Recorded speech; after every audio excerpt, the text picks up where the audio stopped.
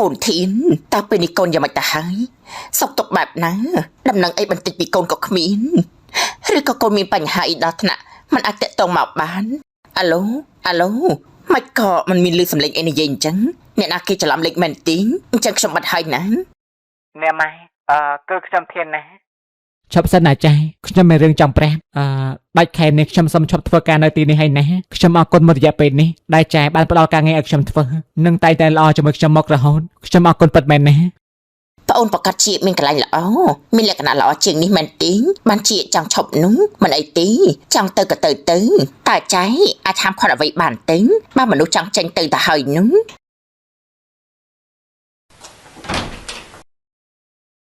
ព្រោះខ្ញុំជាកូនប្រសាដែលបានការពេញច្បាប់ងាប់ឲ្យឆាប់ទៅនឹងបានចែកទ្រព្យសម្បត្តិដល់កូនប៉ុន្តែកុំអាងងាប់ល្អជាងរងចាំមើលធាននឹងនាងម៉ាលីសិនថាពួកវាគ្មានថ្ងៃបានសមបំណងទេដល់រាប់ណាខ្ញុំនៅទីនេះខ្ញុំនឹងរករឿងពួកគេដល់ទីបញ្ចប់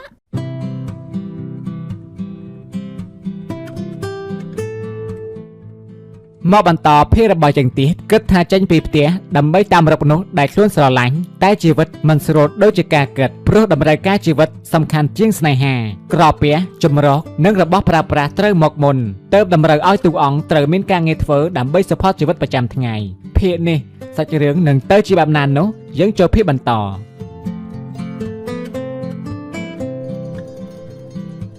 មិនក៏ចេះតែជួបពួកគេបែបនេះបោះស្បាក៏មកទីនេះតែខ្ញុំអាចគេចមុខបាត់ពីពួកគេបានតែពេលណាទេបើពួកគេជាមួយនៅក្នុងហាងនេះឬក៏ខ្ញុំត្រូវដូរការងារមែនទេនេះមិនងាយរកបានការងារធ្វើទេណាណាមួយចែក៏ល្អជាមួយខ្ញុំណាស់ដែរមើលទៅគាត់ដូចជាគិតអីបើលើខ្ញុំសំទោសណាចែខ្ញុំមានមនុស្សដែលខ្ញុំស្រឡាញ់ហើយខំចេញពីផ្ទះដើម្បីតាមរកមនុស្សដែលខ្លួនស្រឡាញ់តែខ្ញុំបែរជាត្រូវមកជប់កៀងបែបនេះព្រោះតម្រូវការជីវិតឲ្យខ្ញុំត្រូវមកធ្វើបែបនេះមិនក៏ខ្ញុំត្រូវមករស់នៅបែបនេះផ្ទះក៏មាននេះការងារក៏មានធ្វើមានពុកមានម៉ែតែព្រោះតែចង់បំពេញបំណងស្នេហាខ្លួនឯងក៏ចេញមកក្រៅបើខ្ញុំនៅតែបែបនេះទៀតតើខ្ញុំអាចរកឃើញម្លិះបានដោយរបៀបណាទេនេះតើពួកគេទៅវិញហើយនៅទេ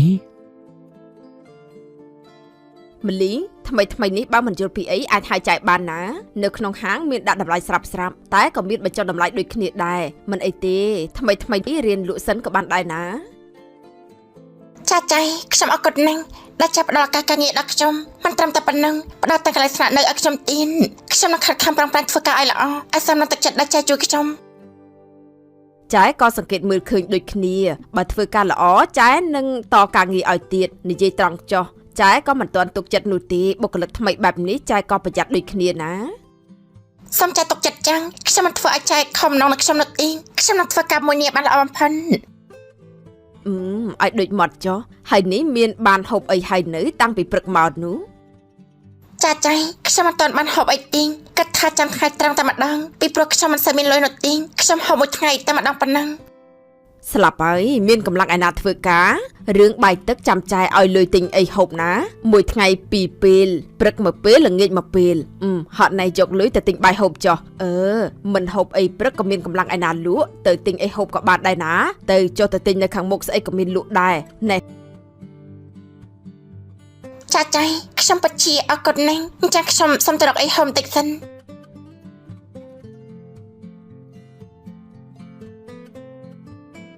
នឹកអ្នកលក់ដល់ហើយខានជប់ជូអ្នកលក់មាននឹកមកដែរទេហ្នឹងអូបោះស្បាអ្នកលក់នៅនឹងតើនេះតាំងពីការប្តីសេដ្ឋីនៅខេត្តមកនេះមិនដែលមកលេងចែកសោះហើយមិនក៏មិនហៅចែកផងរៀបការប៉ុណ្ណាណីចែកអន់ចិត្តហើយណាសំទោសណាចៃដោយសារតែគ្រួសារខាងប្តីរបស់ខ្ញុំគាត់មិនសូវជាអ្នកចូលចិត្តកម្មវិធីធំអញ្ចឹងទើបគាត់រៀបចំមកល្មមសម្រាប់តែអ្នកចិត្តដិតសំខាន់ខ្ញុំក៏តាមតែគាត់ទៅណាមួយក៏ឆ្ងាយផងចៃអើយសំទោសណាដែលមិនបានអញ្ជើញចាមិនអីទេហើយនេះមិនក៏មិននាំស្វាមីមកផងពិតជាចង់ឃើញមុខណាននេះរៀបការហើយក៏មិនដែលបានផុសរូបជាមួយប្តីនេះខ្លាចគេក្រាស់ប្តីមែនទេបានជាមិត្តបង្ហាញនោះមិនអញ្ចឹងទេចៃប្តីខ្ញុំគាត់មិនសូវចូលចិត្តរឿងបណ្ដាញសង្គមអីនោះទេដោយថាមុនអញ្ចឹងគ្រួសារនោះណាជាមនុស្សស្ងប់ស្ងាត់អាចថារៀងបុរាណបន្តិចមិនចូលចិត្តបង្ហាញមុខមាត់ទេខ្ញុំរក្សាភាពឯកជនរបស់គាត់ដូចគ្នាអញ្ចឹងហើយទើបគ្មានរូបផុសជាមួយនឹងគ្នានោះអី ហើយនេះមានពោះហើយនៅដូចជាមិនទាន់ពោះធំឆាប់យកកូនក៏ល្អដែរណាទាន់ខ្លួននៅក្មេងចង់យកពី3មានពេលច្រើនណាខ្ញុំនៅមិនទាន់គិតរឿងចង់បានកូនទេចៃណាមួយនៅស្រឡាញ់រៀងផងខ្លាចមានកូនទៅត្រូវឡើងសាញ់ខ្ញុំសុំនៅត្រៀមចិត្តសិនចាំមើលពី3ឆ្នាំទៀតចាំយកកូនក៏មិនទាន់ហួសពេលដែរណអូលោកស្រីក៏មកដែរអីហើយទៅមកពីណាមិនដែលបានជួបគ្នាសោះនេះអូអាចារ្យខ្ញុំទើបមកពីបន្ទប់ទឹកទើបមិនបានជួបជុំកូនកូនបុស្បាថាមករកទិញអីក៏ទិញឲ្យឆាប់ទៅណាយើងត្រូវប្រញាប់ត្រឡប់ទៅវិញហើយនេះកូនឈ្នួលមិនទៅជួយលក់ទេអាចារ្យដូចជាមិនឃើញវីតានាងទៅណាហើយអូវីតានាងឈប់ធ្វើការនៅទីនេះហើយពេលនេះចែមានកូនចៅថ្មីម្នាក់ទៀតទើបចូលធ្វើការតោះចាំចែជួយរកម៉ូតឲ្យក៏បានដែរណាម៉ូតថ្មីចូលច្រើនណាស់នេះមកខាងនេះមកអីហើយចុះម្លីគេទៅទិញបាយមិនកញ្ជូម្លេះនៅខាងមុខនេះសងចែនិយាយពីអ្នកណាមិញនេះឈ្មោះម្លីងអូគឺបុគ្គលិកថ្មីចែដែលថាទើបចូលធ្វើការហ្នឹងណាទៅទិញបាយខាងមុខនេះទៅយូរមិនទាន់មកវិញទៀតមានអីមែនទេអូនគឺគ្មានអីទេគឺឈ្មោះដូចមនុស្សដែលខ្ញុំស្គាល់លើលោកនេះមនុស្សមានឈ្មោះដូចគ្នាច្រើនណាស់តោះកុំខ្វល់អីរកមើលសម្លៀកបំពាក់វិញល្អជាង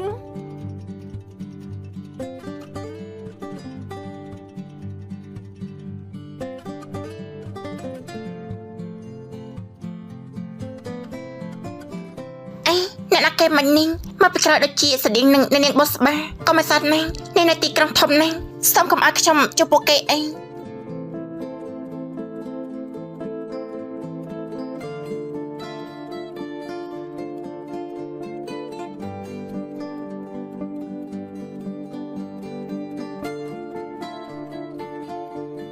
នេះបជានាងបុស្បាណាលោកស្រីវច្រាពិតមែនពួកគេមកទិញសម្លៀកបំពាក់នៅទីនេះជាប្រចាំហើយមកក៏មានរឿងចៃដន្យដល់ថ្នាក់នេះចាំបាត់ថ្ងៃណាមួយពួកគេបានជួបជាមួយខ្ញុំនឹងតែនឹងមានរឿងអីកើតឡើងទេមកក៏មកជួបគ្នាទាំងបែបនេះទៀតហើយ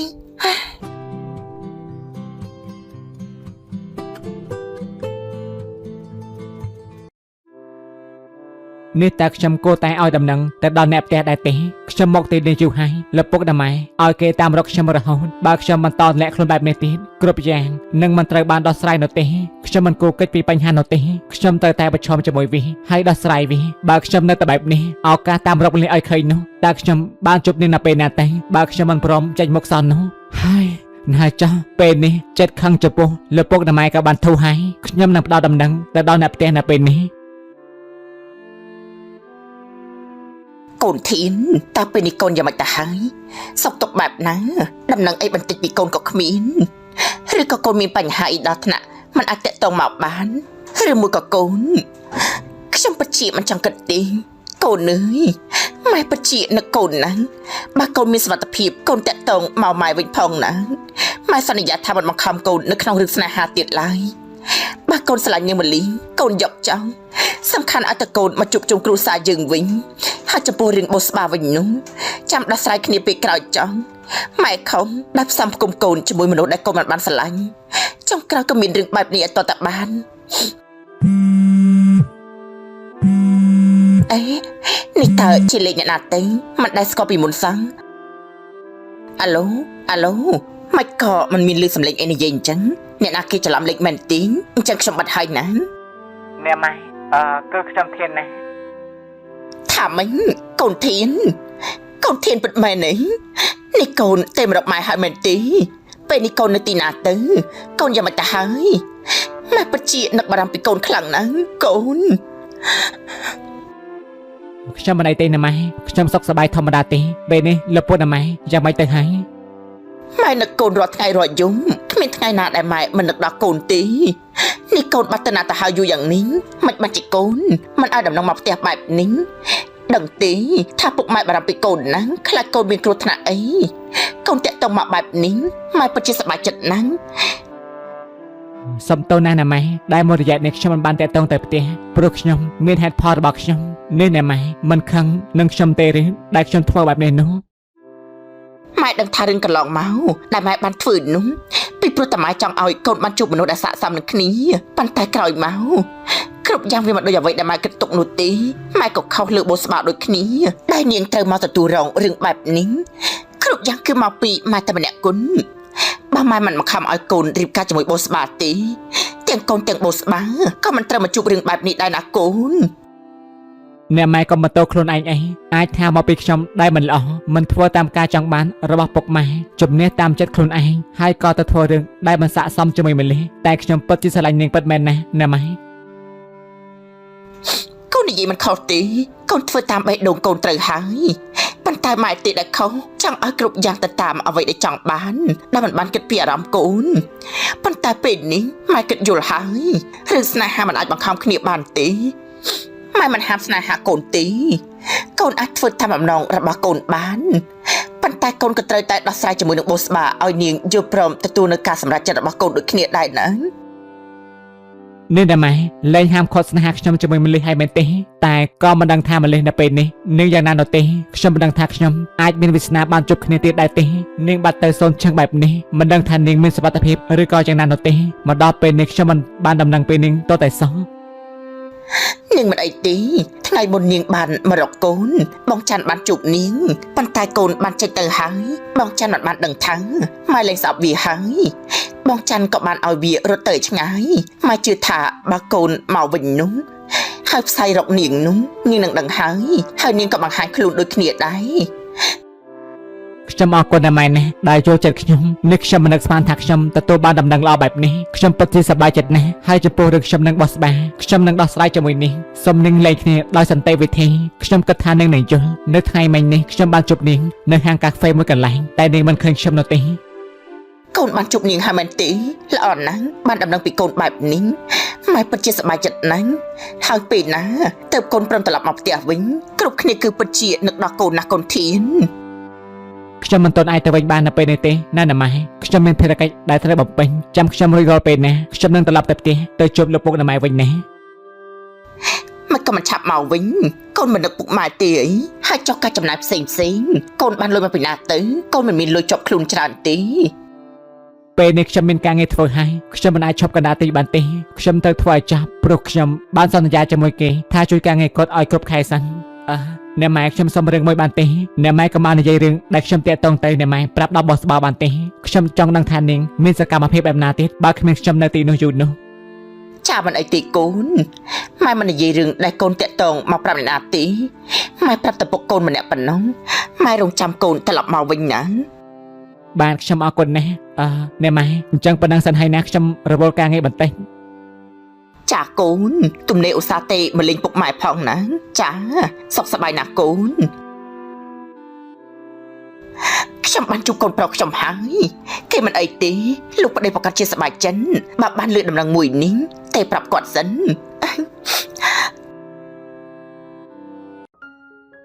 ហើយខំថាបានទៅវិញមុខនាងមលីហើយតែមិនបានជួបនាងម្ចាស់ហាងនោះវាថាគ្មានឈ្មោះមលីនោះទេបងច្បាស់ដែរទេថាបានឃើញវានៅហាងផឹកស៊ីនោះបងច្រឡំមនុស្សទេដឹង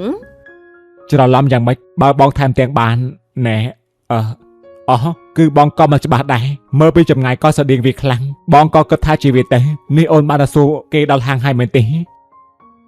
ទៅសួរគេប៊ីត្រូវគេឲ្យសន្តិសុខអូសចេញហើយណានាងមលីឯណាវាជើងវែងដល់ម្លឹងមកដល់ក្រុងនោះថាមិនត្រូវវាកំពុងតែនៅស្រែដើរស៊ីឈ្នួលគេស៊ីក្តាមស៊ីខ្ចង់ផងក៏មិនដឹងវានោះណាដែលស្គាល់ទីក្រុងពីងកាលមនុស្សសើកល្ងងនោះម៉ែកុំភ្លេចថាមនុស្សសើកនឹងហើយដែលធានស្រឡាញ់នោះមិនតែប៉ុណ្ណោះពេលនេះម៉ែក្មេកឲ្យគេតាមរកវាទៀនបើរកវាឃើញវាក៏នឹងមានវាសនាល្អជាងមុនព្រោះមានអ្នកចង់លើកមកវានោះអី តែយ៉ាងណាក៏កូននៅតែជាប្រពន្ធពេញសិទ្ធិតាកូនបារម្ភច្រើនធ្វើអីទៅបើកូនមិនព្រមលែងវានោះវាក៏គ្មានសិទ្ធិធ្វើអីកូននោះដែរ ប្រពន្ធដែលមិនទទួលបានការស្រឡាញ់រងចាំតែថ្ងៃគេសំលែងមែនទេប៉ុន្តែមិនថាយ៉ាងណាទេបើខ្ញុំមិនទទួលបានដូចអ្វីដែលខ្ញុំចង់បានទេនោះខ្ញុំក៏មិនឲ្យពួកគេសំបំណងដូចគ្នាដែរបើខ្ញុំបានជួបនាងមលីខ្ញុំនឹងបំផ្លាញនាងវានឹងធានគ្មានថ្ងៃបានរួមរស់ជាមួយគ្នាឡើយកូនបោះស្បាចង់ធ្វើអីទៅកុំធ្វើរឿងឲ្យធំណាពាក់ព័ន្ធនឹងផ្លូវច្បាប់នោះមុនធ្វើអ្វីត្រូវគិតឲ្យច្បាស់កុំព្រោះតែចង់ឈ្នះត្រូវបំផ្លាញខ្លួនឯងណា ខ្ញុំមានវិធីរបស់ខ្ញុំហើយលោកប៉ុណ្ណឹងហើយបើមិនបានអ្វីមកវិញខ្លះខ្ញុំក៏មិនព្រមដែរថ្ងៃស្អែកនេះខ្ញុំទៅខេត្តវិញហើយទៅមើលម៉ែក្មេកថាចិត្តងាប់ហើយនឹងឈឺព្រោះតែនឹកកូនពេកបាបកម្មទេដឹងបើងាប់ឆាប់ក៏ល្អនឹងអាចបានចែកទ្រព្យដល់កូនចៅ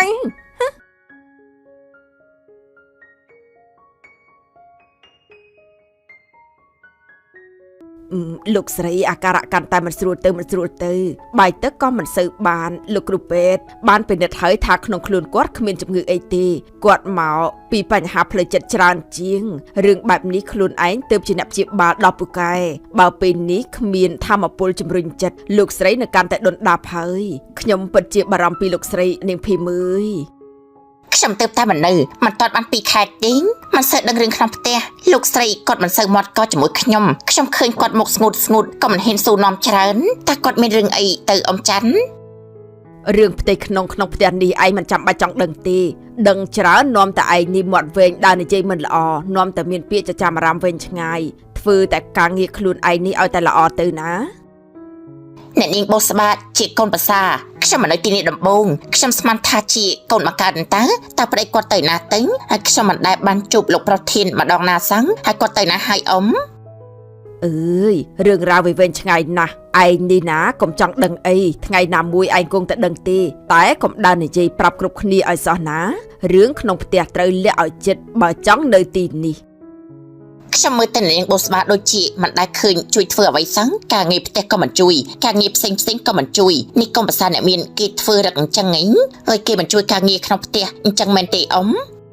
មនុស្សអត់ចិត្តច្រើនជាងបើជាមនុស្សមានចិត្តឃើញកូនចៅធ្វើបែបនេះគេចេះមកជួយហើយឬក៏ធ្វើអាហារជូនពុកម៉ែក្មេងតែនេះណាចាំតែស៊ីស្រាប់ធ្វើដូចជាកូនសេដ្ឋីថាទៅគេជាកូនប្រសាសេដ្ឋីស្រុកស្រែពិតមែនតែមិនដឹងថាបានជួបបណ្ណាទេបើអ្នកផ្ទះនេះគ្មានអ្នកណាចូលចិត្តផង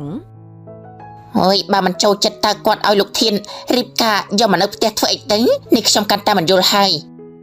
បើមិនយល់ក៏មិនយល់រហូតទៅណាបានហើយស្រោតបន្តិចទៅមិនទាន់អាហារពេលល្ងាចឲ្យលោកប្រុសធំចិត្តមកពីចំការវិញហើយណាឲ្យឆាប់ឡើងបងច័ន្ទល្ងាចនេះបានមកហូបអីខ្លាំងមានអីខ្ញុំជួយដែរទេ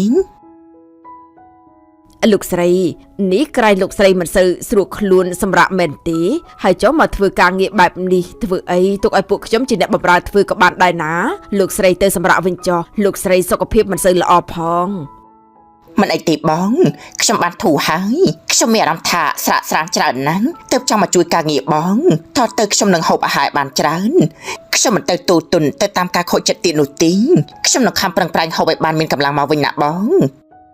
ឃើញលោកស្រីនិយាយតែសប្បាយចិត្តបែបនេះខ្ញុំជាអ្នកបម្រើក៏សប្បាយចិត្តដូចគ្នាដែរណាលោកស្រីហើយទៅតែថ្ងៃនេះទេដែលខ្ញុំបានឃើញទៅមុខលោកស្រីរីករាយ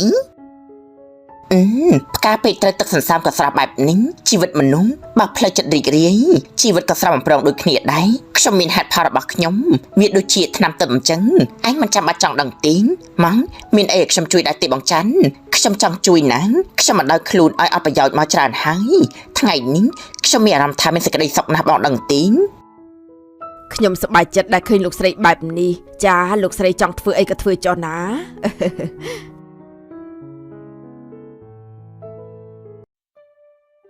មករយៈនេះបងឃើញប្អូនទឹកមុខមិនសូវស្រស់សោះដូចជាមនុស្សមានកង្វល់ក្នុងចិននេះតើប្អូនមានរឿងអីមែនទេអាចប្រាប់ចែបានណាក្រែងចែអាចជួយបានខ្ញុំមានរឿងក្នុងចិត្តតិចតួចណាចាតែមិនអីទេខ្ញុំអាចដោះស្រាយខ្លួនឯងបានគ្រាន់តែថាគ្រប់យ៉ាងត្រូវការពេលវេលាបន្តិចប្អូនមានបញ្ហាក្នុងគ្រួសារមែនទេឬក៏រឿងពាក់ព័ន្ធនឹងលុយកាក់ប្រាប់ចែមកណាចែជួយបានចែនឹងជួយអត់មានបញ្ហារឿងលុយកាក់នោះទេខ្ញុំគ្រាន់តែនឹកដល់មនុស្សម្នាក់តែមិនដឹងថាពេលនេះគេយ៉ាងណានោះទេពួកយើងបានបែកគ្នាយូរហើយនឹកដល់មនុស្សម្នាក់នេះកំប្រាប់ណាថាជាសង្សារសាសណាម្នាក់នោះគឺជាសង្សារប្អូនមែនទេគេមិនត្រឹមតែជាសង្សារនោះទេគឺលើសពីសង្សារទៅទៀតយើងស្រឡាញ់គ្នាតែយើងមិនបាននៅជាមួយគ្នានោះទេព្រោះតែមានរឿងហើយបើនិយាយទៅនាំតែទៅឆ្ងាយនោះទេចែកុំចង់ដឹងអីណានេះប្អូនមានមនុស្សដែលប្អូនស្រឡាញ់ហើយមែនទេមិនក៏មិនប្រាប់ចែតាំងពីដំបូងចែទទួលប្អូនមកធ្វើការនេះចែស្មានតែប្អូនគ្មានសង្សារតើអើយកុំនិយាយអីចែគិតតែម្នាក់ឯងថាប្អូននៅ single មិនអីទេខ្ញុំមិនដែលនិយាយថាខ្ញុំគ្មានសង្សារឬក៏មនុស្សដែលខ្ញុំស្រឡាញ់ពីមុននោះទេសំទោសដែលចែដែលខ្ញុំមិនបានប្រាប់ពីដំបូងពីរឿងនេះព្រោះខ្ញុំគិតថាវាមិនចាំបាច់ព្រោះជារឿងផ្ទាល់ខ្លួនរបស់ខ្ញុំចែមានអីមែនទេនេះប្អូនមិនយល់ពីចេតនាចែកន្លងមកទីមែនទេថាចែគិតបែបណាលើប្អូននោះចែល្អជាមួយប្អូនគ្រប់យ៉ាងបែបនេះប្អូនក៏បានធ្វើល្អដាក់ចែដូចគ្នាដឹងទេថាទង្វើប្អូនធ្វើចែលួចគិតថាប្អូនមានចិត្តលើចែប៉ុន្តែពេលនេះប្អូនបែរជាមកនិយាយថាប្អូនមានមនុស្សក្នុងចិនគឺជាមនុស្សដែលប្អូនស្រឡាញ់ហើយប្អូនដឹងទេថាចែឈឺចាប់ប៉ុណ្ណានោះនេះចែមានចិត្តមកលើខ្ញុំមែនទេ សំតើណាចាស់ទាំងធ្វើកន្លងដែលខ្ញុំធ្វើនោះគឺខ្ញុំធ្វើក្នុងនាមជាបុគ្គលិកតែប៉ុណ្ណោះហើយខ្ញុំក៏មិនដែលមានកំណត់គិតលើចាស់លើពីចៅវាយនេះនិងកូនចៅនោះទេខ្ញុំទុកចាស់ដូចជាបងស្រីម្នាក់តែប៉ុណ្ណោះ បានហើយឈប់និយាយទៅចាយយល់គ្រប់យ៉ាងទាំងអង្គចាយគ្រាន់តែនិយាយឲ្យបានធូរឲ្យប្អូនបានដឹងប៉ុន្តែពេលនេះចាយទទួលបានចម្លើយហើយកន្លងមកចាយគិតតែម្នាក់ឯងសំទុងដែលធ្វើឲ្យប្អូនមានសម្ពានតើទៅចាយនឹងដកចិត្តមកវិញ ឈប់សិនណាចាស់ខ្ញុំមានរឿងចង់ប្រាប់ដាច់ខែនេះខ្ញុំសូមឈប់ធ្វើការនៅទីនេះហើយណាខ្ញុំអរគុណមួយរយៈពេលនេះដែលចាស់បានផ្ដល់ការងារឲ្យខ្ញុំធ្វើនិងតែតែល្អជាមួយខ្ញុំមករហូតខ្ញុំអរគុណពិតមែនណា ប្អូនប្រកាសជាមានកន្លែងល្អមានលក្ខណៈល្អជាងនេះមែនទេបានជាចង់ឈប់នោះមិនអីទេចង់ទៅក៏ទៅតែចាយអាចហាមឃាត់អ្វីបានទេបើមនុស្សចង់ចេញទៅទៅហើយនោះ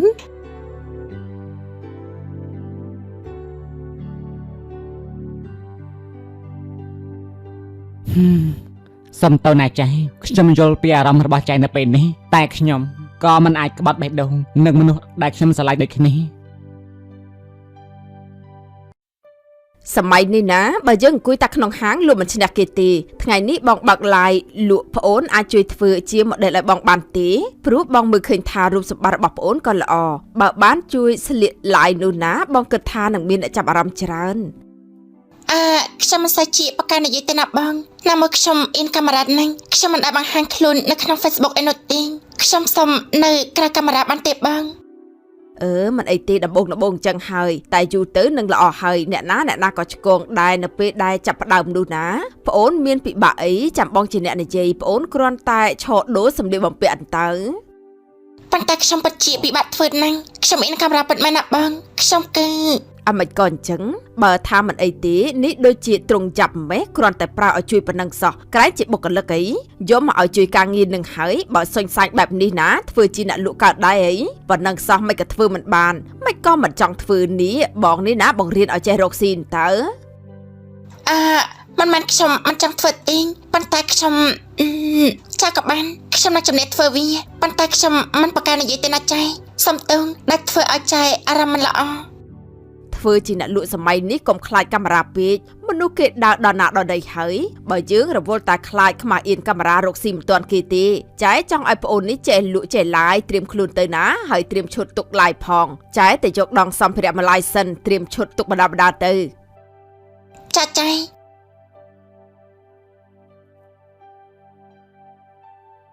ណាហើយចឹងការបង្ហាញខ្លួននៅក្នុងសង្គមលើកនេះមានទាំងផលវិជ្ជមាននិងផលវិជ្ជមានអ្នកនាងបោះស្បាប្រកាសជាបានឃើញហើយសង្ឃឹមថាបងធាននឹងបានឃើញដូចគ្នាដែរជីវិតខ្ញុំបានជួបអស់ហើយមានអីត្រូវខ្លាចទេប្រហែលជាដល់ពេលដែលពួកយើងត្រូវបញ្ចប់រឿងនេះដូចគ្នាដែរឈប់កិច្ចពីបញ្ហាហើយយើងត្រូវក្លាហានប្រឈមជាមួយនឹងវា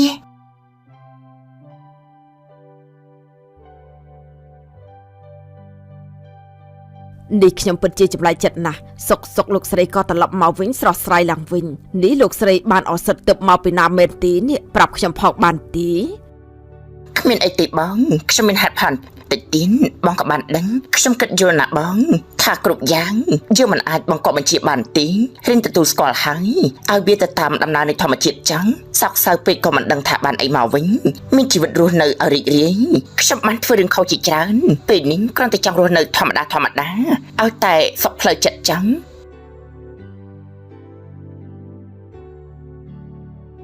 លោកស្រីឈប់គិតពីលោកប្រធានហើយមែនទេហើយចូលរឿងនាងមលីនិងអ្នកនាងបោះស្បាននោះតើលោកស្រីគិតបែបណាកូនប្រុសរបស់ខ្ញុំមិនឲ្យខ្ញុំបារម្ភយ៉ាងម៉េចខ្ញុំមានផ្លូវខ្ញុំហើយណាបងអីនរណាគីនឹងបោះស្បាមកវិញហើយបងចាន់ណាខ្ញុំសុំបងរឿងមួយបងមិនត្រូវប្រាប់បោះស្បាថាខ្ញុំបានធូរស្បើយពីជំងឺនោះទេណាខ្ញុំត្រូវសម្ដែងថាខ្ញុំនៅតែឈឺដូចមុនចង់ដឹងថានាងប្រព្រឹត្តខ្លួនបែបណាបើខ្ញុំឈឺធ្វើស្អីមិនកើតនោះខ្ញុំទៅបន្ទប់សិនហើយណា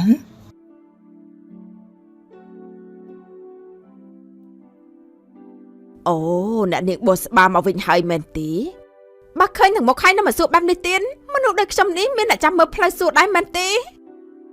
យ៉ាងណាក៏អ្នកនាងជាមនុស្សនៅក្នុងផ្ទះនេះម្នាក់ដែរខ្ញុំសួរនាំធម្មតាតាមរបៀបមនុស្សនៅក្នុងផ្ទះជាមួយគ្នាអ្នកនាងមិនសប្បាយចិត្តអីមែនទេ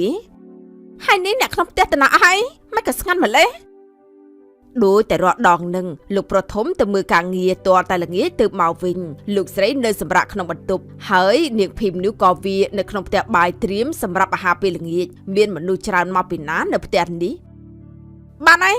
ស្រីទឹកណាស់ជួយក្លុកផ្លែឈើតិចឲ្យខ្ញុំមកកែមកខ្ញុំចូលទៅមើលម៉ែក្មេងទិញថាចឹងណាហើយ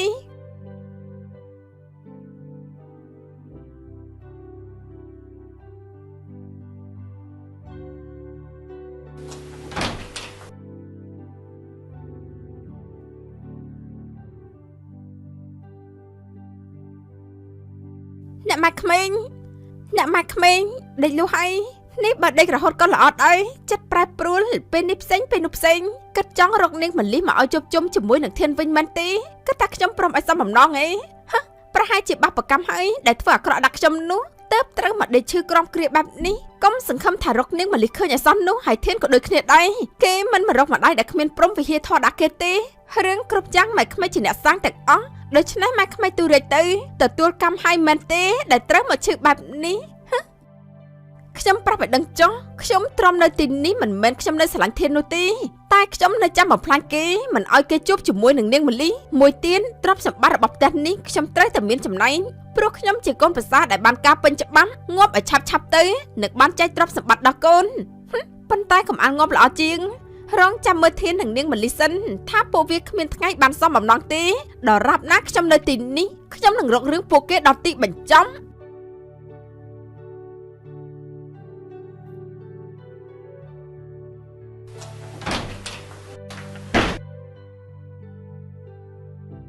នាងបោះស្បាស្រីបិសាញនាងសាហាវពេកហើយនេះខ្ញុំគិតល្អលឺនាងធ្វើល្អជាមួយនាងសងខ្ញុំវិញដោយទង្វើបែបនេះមែនទេខ្ញុំមិនអាចឲ្យនាងបំផ្លាញគ្រួសារខ្ញុំបានឡើយគឺពិតជាអាក្រក់ព្រៃផ្សៃខ្លាំងណាស់